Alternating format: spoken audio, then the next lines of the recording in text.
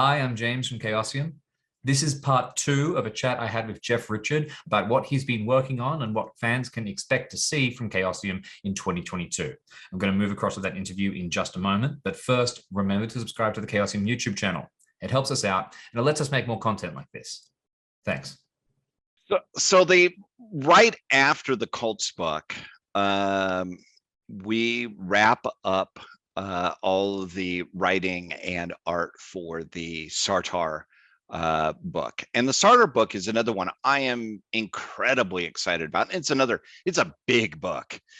It was actually originally supposed to be this little thing, kind of maybe about the size of Sun County, but it ended up, there is so much material that Greg and I had put together about Sartar as a setting, and so much we wanted to do this to really bring the Principality of Sartar to life, that it's become a much more complex book. And it's basically organized as 3 booklets, and my hope is we'll be able to produce it in as a box set. But it's funny because people always ask, well, don't you know exactly how this is going to be put together before it goes into production? And given the state of the world today, we never know exactly how things are going to get produced until we're able to actually get this out. So my hope is it's going to be in a box set. There's going to be 1 booklet, which is the Sartar book. And this is everything you need to know about the Kingdom of Sartar as a campaign setting. And one of the things that makes it very different from earlier books is it's got a big focus on the House of Sartar. And but it also has stuff on how to create your own clan, how to create your own guild or temple. There's some elements that are very Pendragon-like on the economics of a tribe, clan, temple, or a guild, and how all of that works together, and how you can make that work to generate story ideas or adventure ideas. For me, when I'm running a campaign, resource shortages, which is a very abstract way of saying, hey, we had a crappy harvest. If somebody doesn't do something, people are going to starve. Resource shortages are a great way to generate things that the players have to do. And I absolutely love that. I think that's so exciting. I mean, I've always found that when you're playing in Sartar, when the players have a tribe that they're all trying to really help, when they're trying to sort of put everything together themselves, they get so much more attached, they get so much more invested, and you can really see that sense of progression. It's so exciting. And it's been great.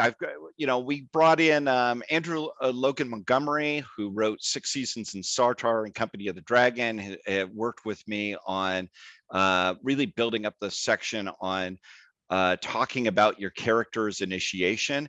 And we also finally figured out what happens after your character. So Sartarites, Orlanthe, they have an adulthood initiation at somewhere between 13 and 18 years old. And then after that, what happens to you? And we finally figured out, and that's been a lot of the focus that Andrew and I have had on this, is that you go through a period of 1 to 3 years. That for the Orlanthe is called the ordeal. This is where the young men and women are actually separated from the community, and they learn what it means to be an Orlanthe initiate. And this is similar to a lot of ancient societies, and Andrew has been writing quite a bit about this. But in a lot of ancient societies, young people, mainly men, would be sent out of the community to basically to survive on their own for some period of time, to learn how to fight, to learn how to drill, to learn how to steal.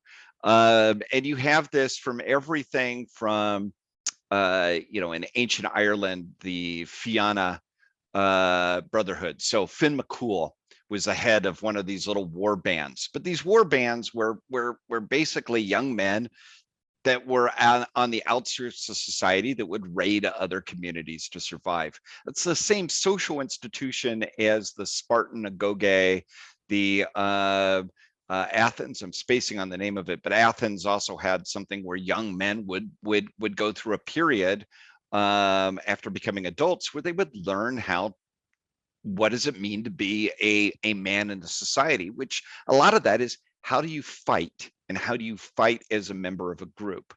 And so we learned that this is a big part of Sartorite society as well. And because how else do you learn this? It sounds kind of like a almost formalized banditry as part of the absolutely, it's absolutely, and the patron god of the of that version of that is of course Orlanthe Adventurous, who is all about banditry. And anyways, this is just almost a footnote in this, but this is the sort of new exciting things that we've learned. But the book also has an entire city book, which is Boldhome as a setting. So, and actually we've worked it out. It's got more material. We have more material now on the city of Boldhome and its locations and its people than was in the city book of Pavis for RQ2.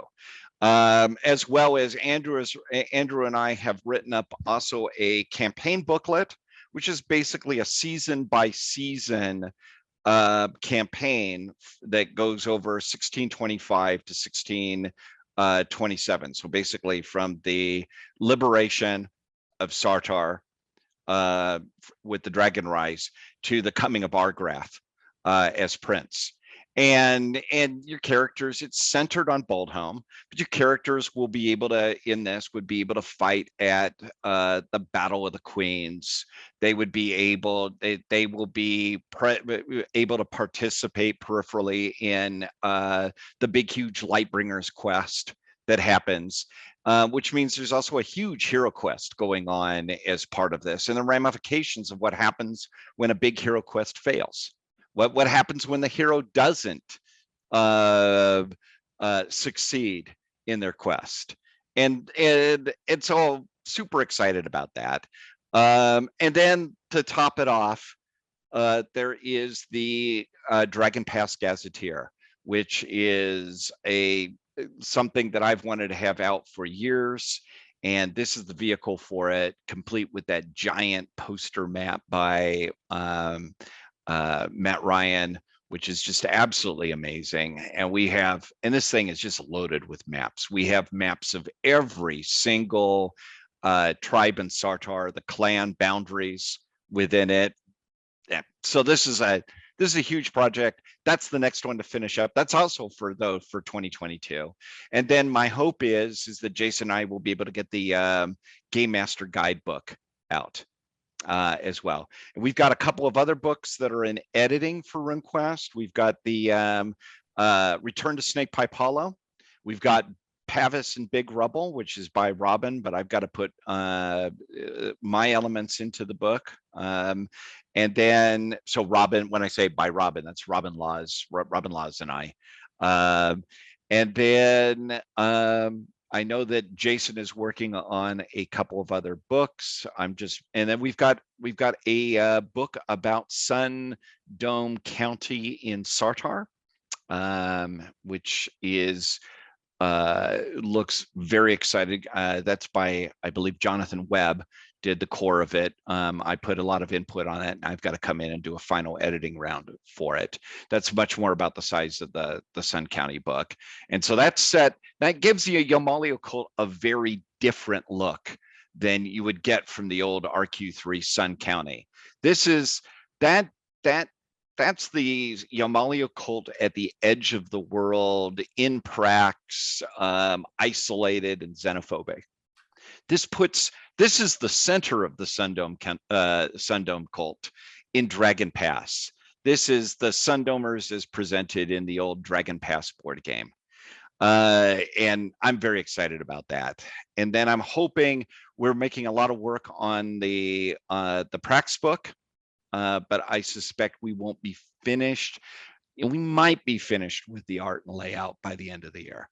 But that's in anticipation because we've got we're also working on a computer game, which I'll be able to talk more about soon, but that's in occupying a lot of my time and effort right now. And it's looking absolutely fantastic. And boy, did I miss anything, Jamie? No, I think you got the whole lot, Jeff. I think that's fantastic. Oh yeah, and I'm hoping to finally finish up with Susan get over all the moving pieces for the re-release of Dragon Pass, which Yes. White Bear Red Moon.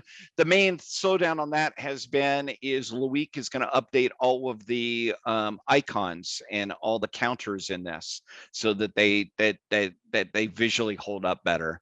I love the old William Church art for that, but the problem is they don't really work for modern production standards. They're very charming, and they certainly inspired my imagination, but we're going to have Loic Muzi do that. I think that's a his stuff will be amazing for that, but I just need that block of time from Loic because he's kind of a high demand guy on the team.